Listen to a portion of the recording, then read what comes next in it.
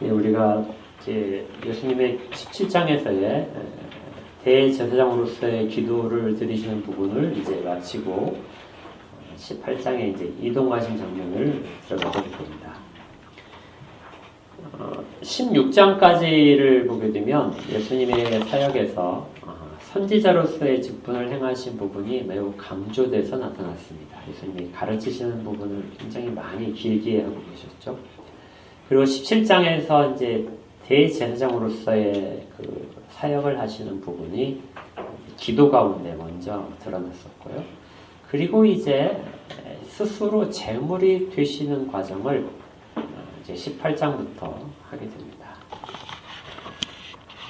예수님께서는 제자들과 식사를 마치시고 그리고 제자들의 발을 씻어주신 다음에 가룟 유다가 예수님을 배반하고 팔기 위해서 나간 다음에 꽤 많은 가르침을 주셨습니다. 그리고 이제 기도 끝에 이동을 하시는데요. 아마 예수님께서 제자들과 함께 지금 이동하시는 곳이 감람산이죠. 감람산으로 이동하시는 동안 이제 예수님을 팔기 위하여 나갔던 가룟 유다는 대제사장을 찾아갔을 겁니다.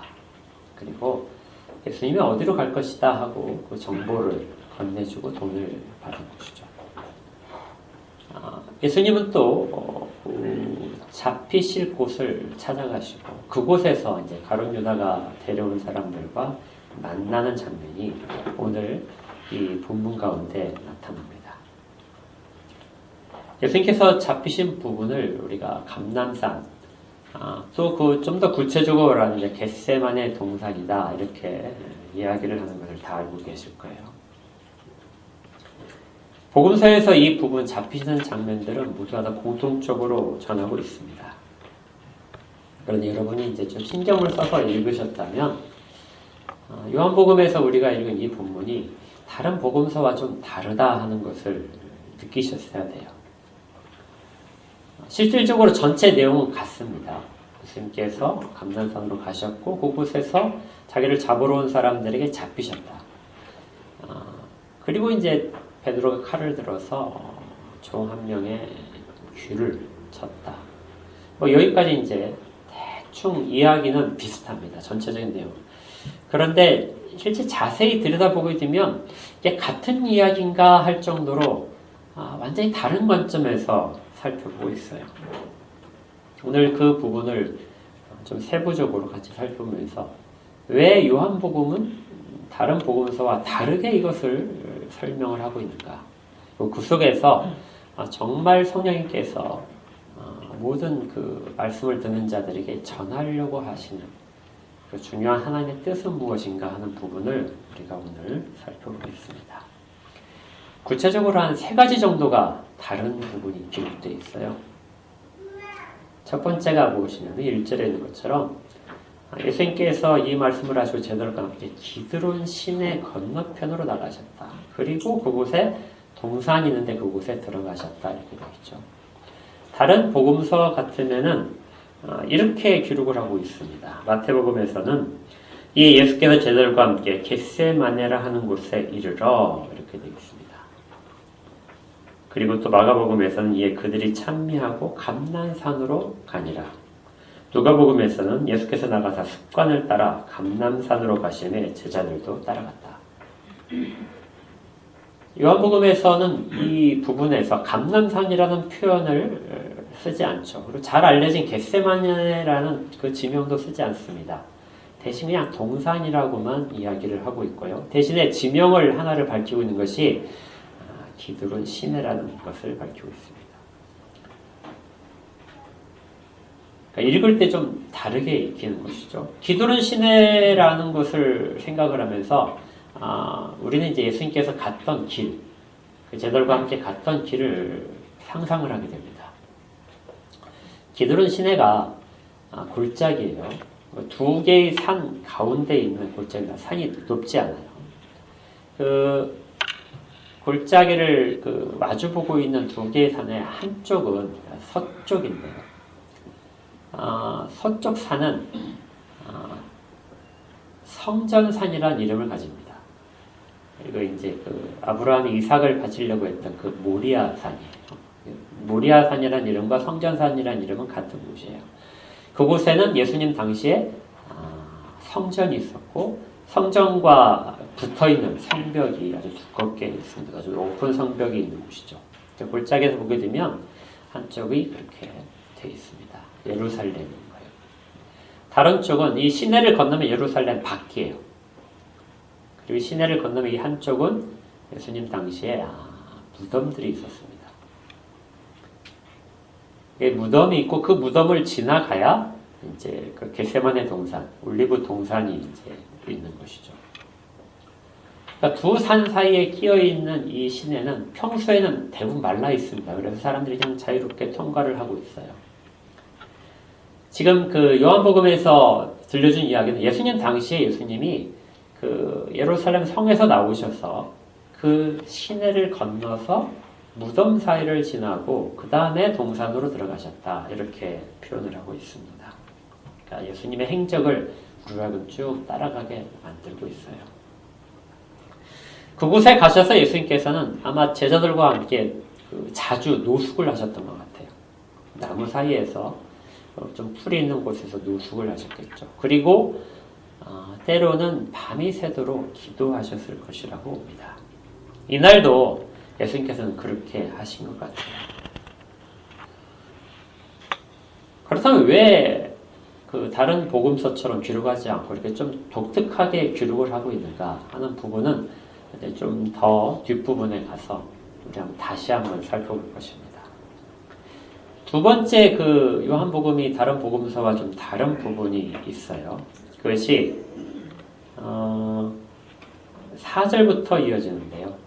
예수님께서 먼저 질문을 하십니다.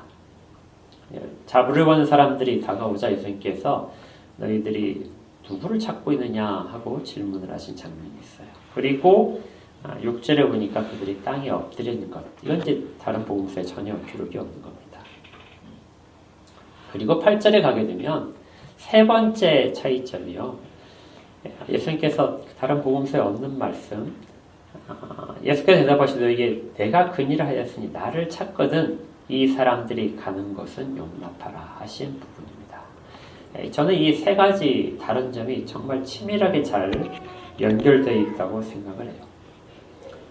그래서 우리가 첫 번째 나오는 그 기드론 시내를 건너갔다는 이 표현 속에서 우리가 나중에 살펴볼 부분이 이 속에 다 담겨 있다고 봅니다.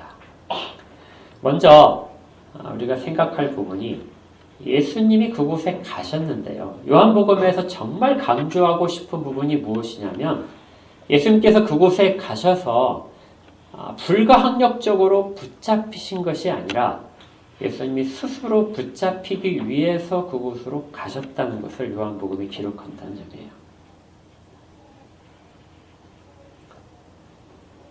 이건 반복적으로 등장하는 말입니다. 예수님께서는 잡혀서 죽기 위하여 오셨잖아요. 그걸 계속해서 말씀을 하셨지만 실제적으로 잡히는 장면까지도 예수님의 통제 속에서 있었고 예수님이 스스로 잡히시는 장면으로 요한복음을 특별하게 기록을 하고 있습니다. 2절을 보시면 이렇게 되어 있어요. 그곳은 가끔 예수께서 제자들과 모이시는 곳이므로 예수를 파는 유다도 그곳을 알더라. 그러니까 예수님께서 조금 전에 식사를 같이 하셨어요. 그리고 유다가 이제 예수님을 팔러 나갔죠. 그때 아마 예수님이 다음 행적을 알려주셨을 거예요. 식사를 하고 나서 저희 감람산에 가서 기도를 하자. 우리가 항상 다니던 곳에 가서 기도를 하고 거기서 노숙을 하자 하고 말씀을 하셨을 것이고 유다는 그 정보를 가지고 대제사장에게 갔던 것이죠. 대제사장은 예수님을 그 현상금을 걸고 수배를 했었습니다. 예수가 있는 곳을 알려주는 사람에게는 우리가 그 금액으로 보상을 하겠다. 그런데 6월절 때문에 당시에는 사람들이 굉장히 많이 모여 있었어요. 그래서 예수님을 잡기가 아주 곤란했습니다. 그래서 뒤로 미루자, 6월절이 지난 다음에 잡자 하고 이야기를 했었죠. 그래서 처음에 예수님은 6월절이 지난 다음에 잡히실 계획으로 사람들은 세운 것이죠. 그런데 예수님께서는 유다가 자기를 팔러 가시는 것을 보시고 그의 이 행동을 다음 그 여정을 알게 하신 것입니다. 그리고 유다는 가서 대제사장에게 말을 하고 지금이 가장 적기다. 예수님이 다른 군중과 함께 있지 않은. 그래서 지금 예수님이 제자들만 있을 텐데 그리고 그것도 아주 한적한 곳에 사람들이 없는 곳이니까 지금이 바로 예수를 잡을 시간이다. 그렇게 이야기를 했을 것이고 사람들이 잡으러 왔던 것이죠. 예수님이 이것을 모르시는 것이 아니라 잡으러 올 것을 아시면서 예수님은 그곳으로 가신 것입니다. 그러니까 이 부분이 요한복음이 다른 복음서와 다르게 특별히 강조하는 부분이에요. 또한 4절에 보니까 이 부분을 좀 더 분명하게 이렇게 알려줍니다. 예수께서 그 당할 일을 아셨다. 어떤 일이 발생할지를 예수님께서 다 아시고 그곳에 스스로 걸어가셔서 그 일을 이루고 계시는 것을 볼 수 있습니다. 이 부분을 우리가 꼭 강조를 해야 됩니다.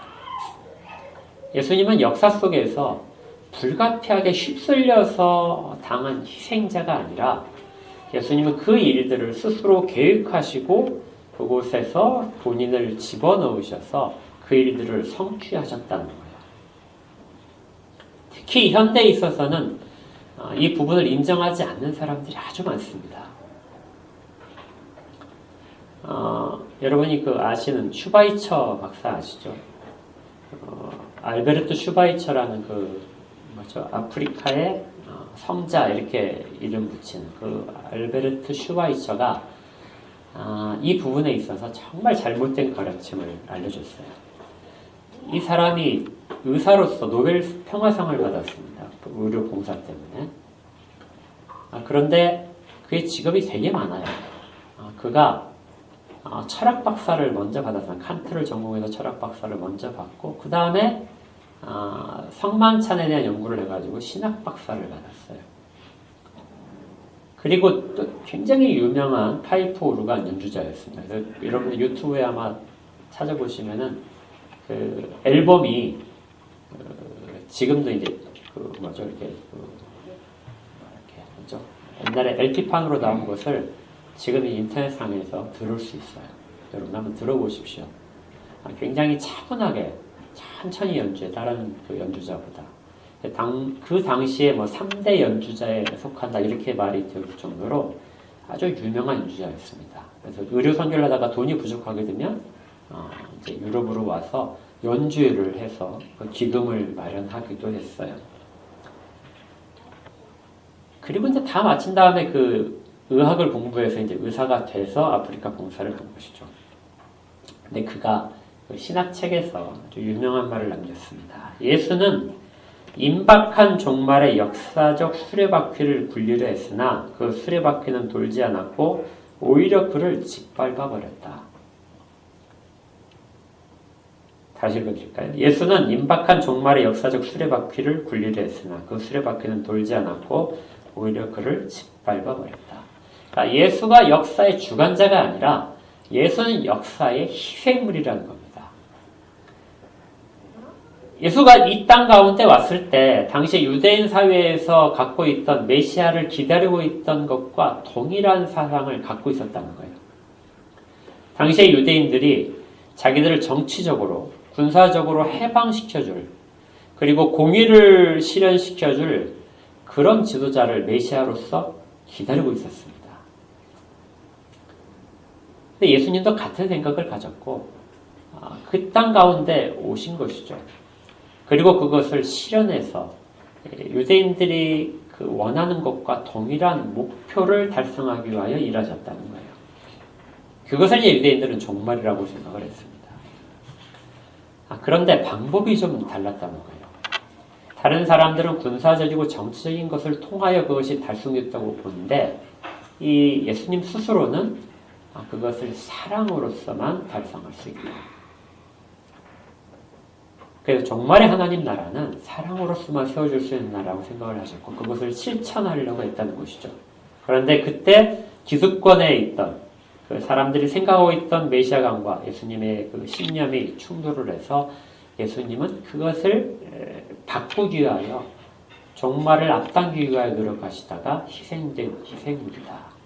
이렇게 이제 슈바이처가 해석을 해서 사람들에게 가르쳤습니다.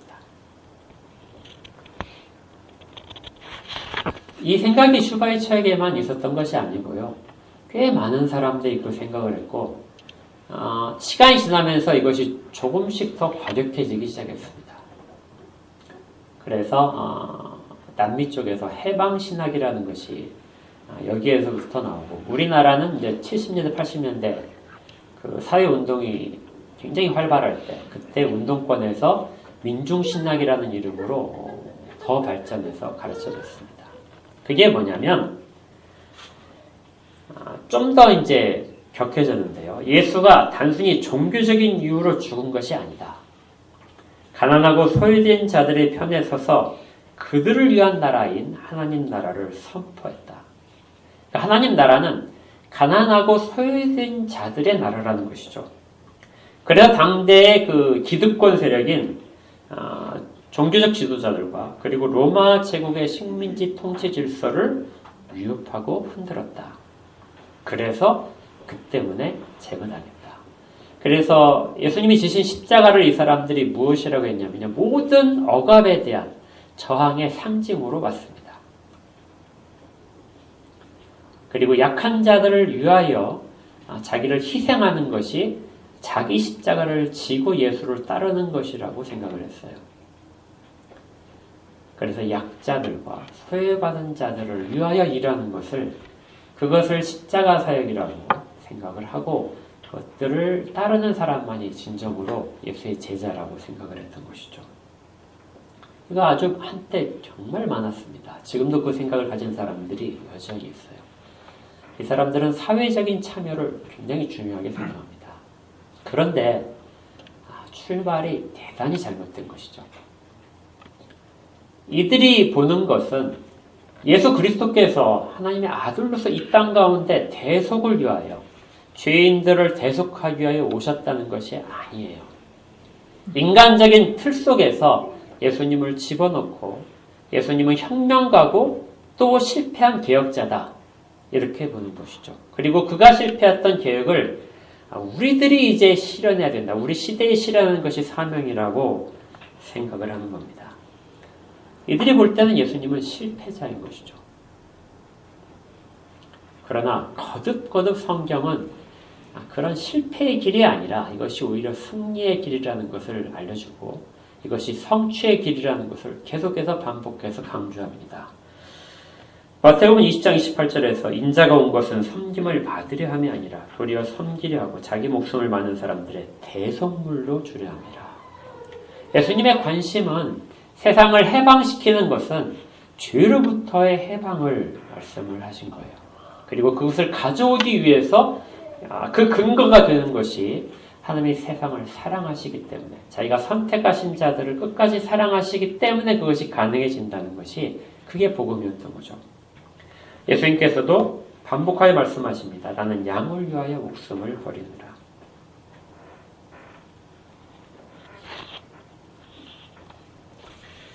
예수님께서 붙잡으시는 것은 반드시 필요한 과정입니다. 필수적인 과정이고 그것을 예수님은 희생물로서 그곳에 휩쓸려서 실패하는 것이 아니라 성공의 길로서 성취하는 과정으로서 그것을 스스로 통제하시며 갔다. 이것이 요한복음에서 이야기하는 부분입니다. 그러니까 그런 부분에 우리가 마땅히 행해야 될 그런 또 대답해야 될 내용들은 사실은 복음서 중에서 요한복음에서 가장 뚜렷하게 나타나는 것이죠. 우리가 만약에 요한복음이 없었다면 그런 사람들의 그 이야기에 대하여 정말 솔깃했을 겁니다. 그런데 요한복음은 그게 아니라는 것이죠. 분명하게 예수께서 그 당할 일을 모두 아시고 그들에게 자기를 드러내시게 됩니다. 예수님을 잡으러 오는 사람들이 있는데 예수님께서 만약에 그 일이 내가 도망가야 될 일이다 이렇게 생각을 하셨다면 그들에게 내가 여기 딱 밝히지 않으셨겠죠. 그리고 이것을 더 정말 예수님께서 스스로 통제하셨다는 것을 드러내는 것이 5절부터 나온 내용입니다. 예수님께서 너희가 누구를 찾느냐 물어보셨을 때 그들이 나사렛 예수를 찾는다 하는데요. 그때 유다가 옆에 같이 있었습니다. 그러니까 유다가 예수님이 있는 것을 알았어요. 그리고 예수님께서 내가 바로 그다 하고 대답을 하십니다. 여기에서 내가 그니라 하고 이렇게 번역이 되는데요. 이 번역은 좀 잘못된 번역이죠. 이게 그냥 에고 에임이에요. 그러니까 내가 그다, I am he 이렇게 하는 것이 아니고요. 그냥 I am 이 뜻입니다. 우리 이거 많이 앞에서 지난주에 살펴봤잖아요. 주님께서 나다 이렇게 말씀을 하시는 것은 언제나 예수님께서 신성을 드러내시는 장면입니다. 그러니까 지금 이 장면은 예수님이 불가항력적으로 인간의 모습을 가지시면서 그들의 권세 가운데서 붙잡히시는 것이 아니라 하나님으로서 자신을 내어주고 있는 장면이라는 거예요. 이걸 더 뚜렷하게 알려주는 것이 바로 그 다음에 이루어진 일입니다. 예수님께서 내가 그니라 나다 하고 말씀을 하시자 에고임이라고 말씀하시자 그들이 물러가서 땅에 엎드려졌습니다. 아무도 서 있을 수 있는 사람이 없었어요. 예수님이 자신의 신성을 드러내시자 모든 사람이 다 두려워 떨며 엎드린 것이죠. 예수님이 잡히시는 장면까지도 모든 것들을 자기의 통제 가운데서 그 신적인 위험 가운데서 그것들을 허락하고 계시는 것입니다. 예수님께서 허락하시지 않으면 아무도 예수님을 잡을 수가 없었어요. 이전에도 사람들은 예수님을 잡으려고 시도했지만 오히려 그 권위 때문에 그 앞에서 아무것도 하지 못하고 그냥 물러났었습니다. 지금 예수님께서도 동일하게 그걸 하고 계세요. 아무도 예수님을 붙잡을 수 없는 상황이 됐어요. 그런데 예수님께서 지금 뭐라고 하시냐면요. 다시 한번 말씀하세요. 그들이 막 엎드려 있는데 예수님이 추가적으로 말씀을 하셨을 거예요. 너희에게 내가 그니라 하였다. 나를 찾거든 이 사람들이 가는 것을 용납하라. 예수님이 여기서 왜 신성을 드러내셨을까? 그냥 잡히시면 그걸로 끝일 텐데요. 신성까지 드러내실 필요가 있었을까? 이렇게 했을 때 그 답이 8절에 써 있는 겁니다. 나를 찾거든 나를 잡아라. 그리고 이 사람들이 가는 것은 용납하라. 이 사람이라면 하는 것은 제자들이에요. 지금 이 사람들은 예수님만 붙잡으러 온 것이 아닙니다. 예수님과 함께 있는 제자들까지 모두 다 제거하려고 했어요. 실질적으로 마태복음에 보게 되면 제자들을 붙잡는 장면이 나오고요. 베드로도 그 계집종에게 자기가 그 예수를 모른다고 부인을 하는 장면에서 종의 대제사장의 종의 귀를 잘랐던 그 사람의 친척이 여기에 같이 있었던 것이 나옵니다. 그래서 붙잡으려고 했었어요. 제자들 아무도 이 상황 속에서 죽음을 면하기 어려웠습니다. 그런데 예수님께서 말씀을 하시는 거예요. 이 사람들이 가는 것은 용납해라. 이건 거래가 아니에요. 예수님이 내가 붙잡힐 테니까 나를 데려가고 이 사람들을 놓아주라 하는 것이 아니고요. 이 말씀은 명령입니다. 너희들이 나를 이제 찾았다. 그런데 이 내 제자들이 가는 것은 너희들이 손을 대지 말아라. 그러니까 신성을 드러내신 것이 다른 것이 아니고요. 제자들을 보호하시기 위해서 이들로 인하여 교회가 세워져야 됩니다. 그것을 이루시기 위하여 제자들을 보호하시는 중이에요. 아무도 이 제자들에게 손을 댈 수가 없었습니다. 하나님께서 명령하시기 때문이죠. 9절에 이 일을 하신 것은 이는 아버지께서 내게 주신 자 중에서 하나도 잃지 아니하였사옵나이다 하는 말씀을 응하게 하려 하셨다. 이렇게 됩니다. 예수님께서 제자들을 이렇게 보호하신 것은 스스로 하신 말씀을 지키시는 과정이에요. 7장을 가시면 이렇게 되어 있습니다. 17장 12절에 보시면요.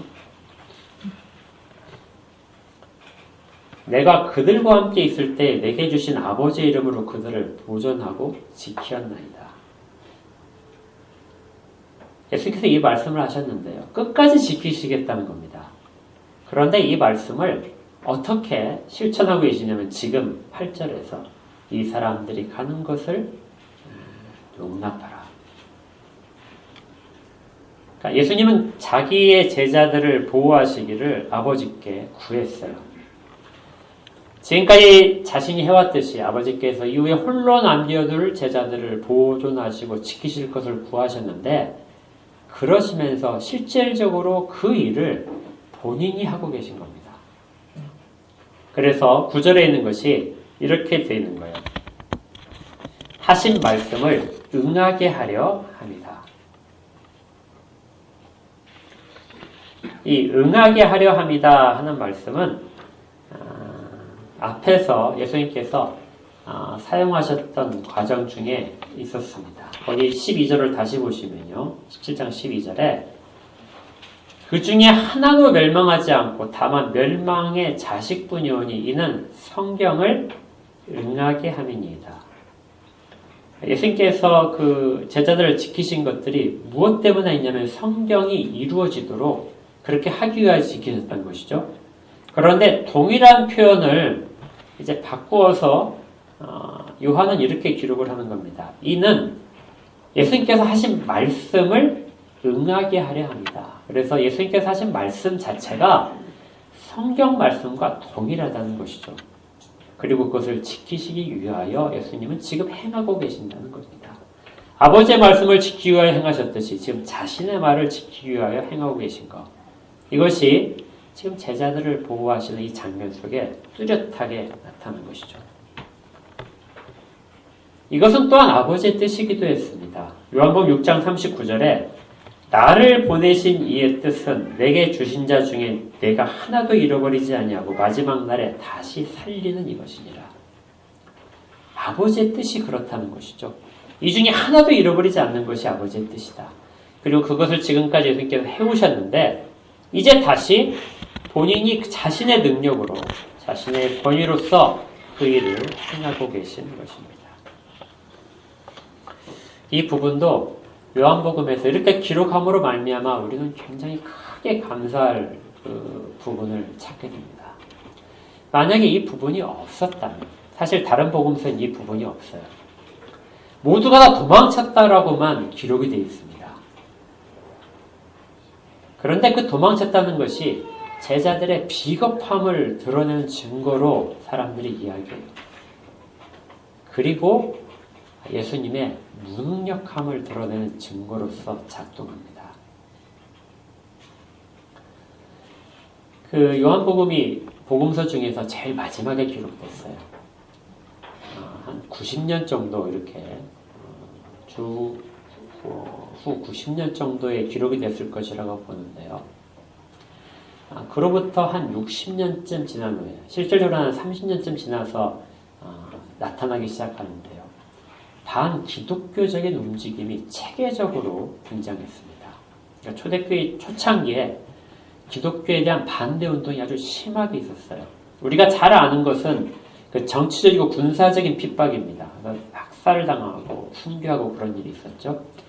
1차적으로 그것이 휩쓸고 갔지만 기독교를 막지 못했어요. 그래서 점점점 더 부흥이 됐습니다. 그 다음에 일어난 그 방해 공작이 뭐냐면요. 철학적인 방해였어요. 기독교 교리를 그리고 성경 말씀을 철학적인 근거로 해서 처절하게 파헤치는 겁니다. 그 중에 이제 유명한 사람이 켈수스라는 사람이 있어요. 이 사람의 이름은 이제 셀수스라고도 이름을 하는데요. 이 사람이 주장한 내용, 이 사람의 책은 전해지지 않은데 다른 교부들, 초대교회 그 교부들이 기록한 책 중에 이 사람을 반박하는 제목이 있습니다. 전체 내용이 이 사람의 주장을 반박하는 걸로 오리겐이 쓴 책이 있어요. 그만큼 당시에 기독교에 대해 아주 심각한 위협이었던 걸 알 수 있고요. 이 사람의 그 내용을 쭉 보게 되면 지금 현대에서도 기독교를 반대하는 사람들이 주장하는 것과 거의 같은 내용들을 이야기했습니다. 그러니까 별로 다른 것이 없어요. 기독교에 대한 공격이. 그 중에 하나가 무엇이냐면 아까 말씀드렸던 예수님의 무능력입니다. 만약에 정말로 예수님이 제자들에게 신뢰를 받았고 사람들로부터 환호를 받았다면 예수님이 예루살렘에 입성했을 때 수많은 사람들이 예수님을 환호했잖아요. 그런데 그것이 정말 진짜라면 이 장면에서 어떻게 혼자 남을 수 있냐는 것이죠. 그 제자들에게 그만큼 수많은 기적을 베풀고 그 많은 가르침을 했다면 그들이 그리고 그렇게 고백한 장면이 실제라면 그렇다면 예수는 이 장면에서 혼자 있으면 안 된다는 겁니다. 제자들이 도망가면 안 된다는 거예요. 거기서 뭘 얘기했냐면 너희들 산적을 생각해봐라. 당시에 반란한 사람들 많이 있었어요. 로마에. 그 반란을 일으키는 산적들을 보아라. 그들 중에서 어떤 누구가 온전히 다 자기를 배반하고 그리고 그 두목 혼자만 남겨두고 도망가는 경우가 있느냐. 전쟁터에서 전쟁을 하는데 장수가 있는데 장군 혼자 남겨두고 모든 병사들이 다 도망가는 그런 장군이 있을 수 있느냐. 그 사람을 장군이라고 할 수 있겠느냐. 예수를 너희는 과연 따를만 하다고 보느냐. 그렇게 무능력한 사람을. 이렇게 이제 켈수스가 반박을 했습니다. 그러니까 사람들이 정말 무능력한 지도자를 따르고 있다. 너희들은 그것들을 제자들까지도 버렸는데 지금 따르고 있는 것이 얼마나 어리석느냐 하고 말한 것이죠. 실제로 성경에서도 마태복음 26장 56절에서도 이에 제자들이 다 예수를 버리고 도망했다. 기록되고 있습니다. 그런데 여기에 대하여 이야기를 할 수 있는 거예요. 마태복음에서는 이렇게 된 것은 다 선지자의 글을 이루려 합니다. 하고 이야기를 했고요. 그리고 요한복음에서는 이것을 예수님이 제자들을 보호하신 일이다 하고 이야기합니다. 그러니까 제자들은 자기들이 보호받고 있다는 생각을 못했어요. 예수님께서 이들이 가는 것을 용납하라 하셨다면 아무도 자기들을 건들 수 없다는 것을 알아야 됩니다. 이전에 바람과 물과 모든 것들이 다 예수님 앞에 순종하고 복종하는 것을 알고 있었는데 그런데 그 예수님의 말씀이 신성 속에서 들려진 말씀, 제자들을 보호하시는 말씀을 믿었다면 아무도 거기서 도망갈 필요가 없었어요. 그냥 있어도 아무도 체포되지 않았습니다. 설사 체포되었더라도 아무 해를 입지 않을 거예요. 그런데 제자들은 여전히 믿음이 없는 것이죠. 제자들이 도망간 것은 예수님의 무능력이 아니라 그들의 믿음 없음 때문입니다. 요한복음은 자신을 포함해서 모든 제자들에게 자기들의 문제였다는 것을 이야기를 하고 있어요. 그리고 나중에 일어날 그 모든 의문들에 대하여 실제적으로 그 모든 답변이 가능할 수 있도록 이것을 기록을 한 것입니다. 이것이 없었다면 우리는 답변할 말들이 사실 그렇게 많이 증거들이 없었을지도 몰라요. 그러나 마치 이 일이 발생할 것을 아는 것처럼 그렇게 요한복음은 성령님의 감동으로 말미암아 우리에게도 그러한 예수님을 바라보는 시각에 대한 진실이 무엇인가를 우리가 이야기할 수 있게 됩니다. 그래서 요한복음 20장에 가서 이렇게 되어 있어요. 20장 31절에 오직 이것을 기록함은 너희로 예수께서 하나님의 아들 그리스도이심을 믿게 하려 하며 또 너희로 믿고 그 이름을 힘입어 생명을 얻게 하려 합니다. 단순히 기록상의 나열이 아니고요.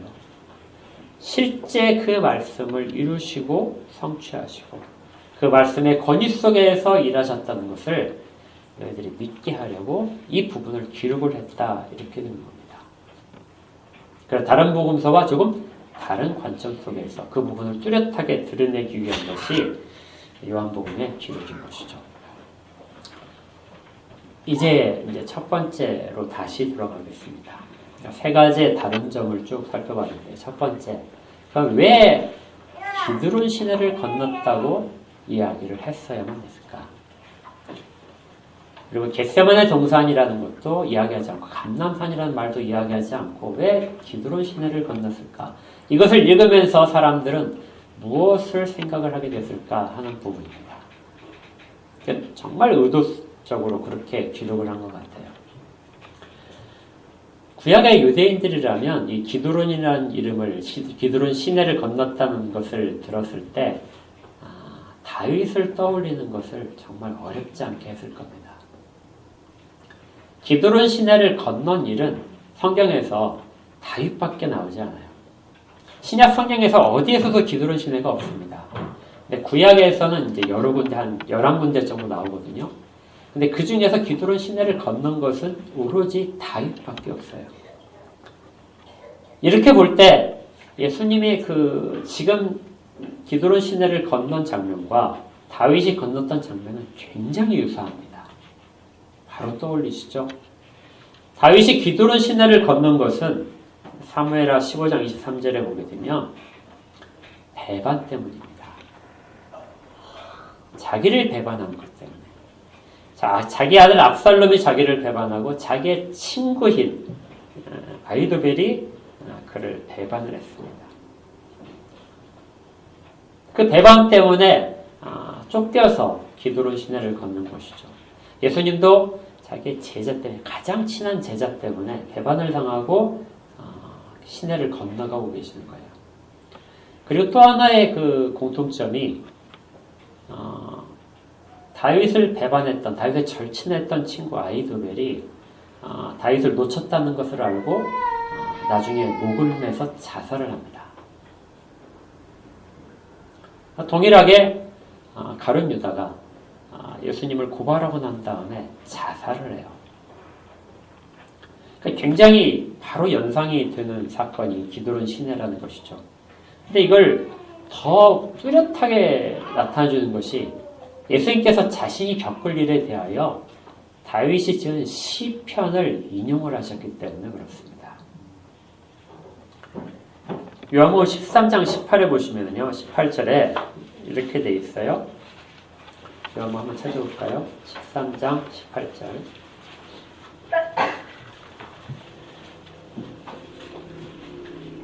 식사 자리에서 식사를 하시다가 이렇게 됩니다. 내가 너희 모두를 가리켜 말하는 것이 아니니라. 나는 내가 택한 자들이 누구인 줄 아니라. 그러나 내 떡을 먹는 자가 내게 발꿈치를 들었다는 성경을 응하게 하려는 것이니라. 성경 말씀을 인용하셔서 말씀하셨어요. 내 떡을 먹는 자가 내게 발꿈치를 들었다. 여러분 성경에 혹시 밑에 각주를 보시면 그것이 시편 41편 9절 말씀입니다. 이제 41편 9절로 한번 볼게요. 시편 41편 9절을 보시면 이렇게 되어 있어요. 내가 신뢰하여 내 떡을 나눠 먹던 나의 가까운 친구도 나를 대적하여 그의 발꿈치를 들었나이다. 그러니까 발꿈치를 들었다는 것은 반역을 했다는 뜻이에요. 예수님께서 다윗이 겪었던 반역을 본인이 겪는 반역, 배반에 그대로 적용시킨 것이고 이것이 성경이 응하는 것이다 하고 말씀을 하십니다. 다윗은 이 배반 때문에 기드론 시내를 울면서 건넜어요. 자기의 어떤 정말 그 무기력함, 그 속에서 걷는 것이죠. 그런데 예수님은 다릅니다. 같은 상황을 떠올리면서 예수님도 그러면 울면서 건너셨을까? 제자가 나를 배반했으니까 낙심 속에 건너셨을까? 그렇지 않고 성경은 뭐라고 했냐면 찬미하며 감람산으로 나아갔다고 기록하고 있습니다. 무엇을 찬미했을까요? 배반이 응해진 것 때문에. 그리고 예수님의 찬미 가운데서 아마 기록이 되어 있지는 않지만 그 찬미의 내용은 시편 41편 10절부터의 내용이었을 겁니다. 시편 41편 10절부터 무엇이라고 되어 있냐면요. 그러하오나 주 여호와여 내게 은혜를 베푸시고 나를 일으키사 내가 그들에게 보응하게 하소서. 이로써 내 원수가 나를 이기지 못하오니 주께서 나를 기뻐하시는 줄을 내가 알았나이다. 주께서 나를 온전한 중에 붙드시고 영원히 주 앞에 세우시나이다. 이스라엘 하나님 여호와를 영원부터 영원까지 송축할지로다. 배반을 당하시고 가시는 길이에요. 그리고 처절한 죽음이 앞에 기다리고 있습니다. 그러나 예수님께서는 시편을 노래하시면서 가셨을 거예요. 내 원수가 나를 이기지 못합니다. 주께서 나를 기뻐하시는 줄을 내가 압니다. 나를 온전한 중에서 주께서 붙드시고 영원히 주 앞에 세우십니다.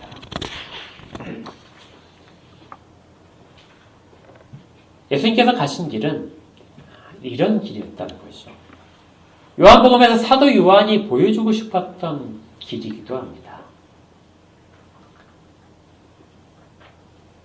그 성전을 떠나서 그리고 시내를 건너서 무덤 사이를 지나면서 가시는 그 길은 실질적으로는 사람들에게는 굉장히 외롭고 어둡고 그리고 당연히 배반 속에서 슬퍼할 그런 장면이지만 실질적으로는 예수님께는 정말 찬양으로서 가득 찬 그런 길이었다는 것이죠.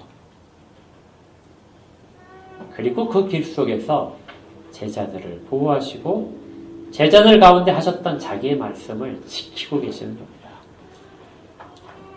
우리가 이 과정 속에서 붙들어야 될 부분도 그거예요. 우리가 자기 십자가를 지고 가는 길은 매우 힘듭니다. 그런데 그 길이 우리에게 슬픔의 길이 아니라는 거예요. 우리는 울면서 가는 길이 아니라 찬양하며 가는 길이라는 것이죠.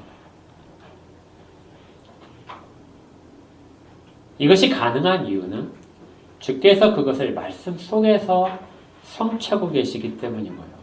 우리에게도 그 말씀을 성취해 주고 계시기 때문입니다. 우리를 붙잡으려고 하는 그 세상의 모든 악한 것들 속에서 우리의 부패성에 대하여 주께서 지금도 명령하고 계시는 거예요. 이 사람들을 가도록 용납하라. 이 사람들을 쓰러뜨리지 말아라. 내가 붙들고 있다. 주의 그 명령 때문에 우리는 지금도 서 있을 수 있고요. 사탄의 손에 끌려서 저 깊은 죄악의 어둠 속으로 가라앉지 않고 있는 겁니다.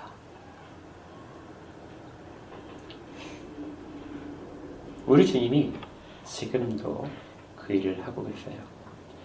세상 사람들은 예수님을 무기력하다고 생각을 하고 어떻게든지 조금이라도 예수님의 그 신성을 훼손시키기 위하여 온갖 모함을 계속하고 있고 앞으로도 계속 그럴 겁니다. 그럴 때 여러분들이 말씀을 다시 한번 생각해 보십시오. 여러분들의 의지가 약해지고 사람들에 대하여 답변이 궁해질 때마다 요한복음의 이 본문을 한번 생각하시면서 예수님은 그 길을 다 아시고 가셨다는 거예요. 그리고 그 장면에 만나는 장면들, 그 모든 이루어지는 순간들을 예수님이 스스로 통제하시면서 그곳에 들어가셨다는 걸 꼭 기억하시기 바랍니다. 우리는 휩쓸려서 살아가는 사람들이 아니고요. 주께서 정하신 시간 속에 계획 속에서 우리가 능동적으로 참여하면서 가는 사람들입니다. 주께서 그 길 가운데 우리와 함께 하실 것입니다. 하나님이 하실 수 없는 일들이 많이 있어요. 하나님은 전능하셔서 모든 것들을 하실 수 있다고 하지만 하실 수 없는 일들이 있습니다. 그 중에 하나가 자신의 사람을 보호하지 않을 수 없어요. 왜냐하면 그것이 하나님이 선언하셨기 때문에 그렇습니다. 우리를 보호하시고 이끄신 하나님은 그 일을 쉬지 않으십니다. 하나님을 찬양하며 우리의 신앙의 길이 슬픔이나 너무 힘든 가운데 가지 않고 있음을 감사하며 함께 가기를 주의 이름으로 축복합니다. 함께 기도하겠습니다.